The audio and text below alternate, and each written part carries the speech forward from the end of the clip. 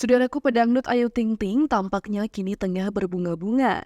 Pasalnya, kabar ia menerima pinangan seorang pria ternyata benar adanya. Tak cukup sampai di situ, Ayu Ting Ting bahkan telah melangsungkan acara lamaran.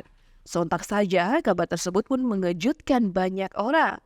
Sementara itu baru-baru ini Ayu sudah mulai terbuka dan membenarkan perihal ia yang sudah dilamar oleh seorang pria bernama Muhammad Fardana atau yang akrab disapa Dana yang diketahui berprofesi sebagai anggota TNI dengan pangkat yakni Letnan 1 atau Letu.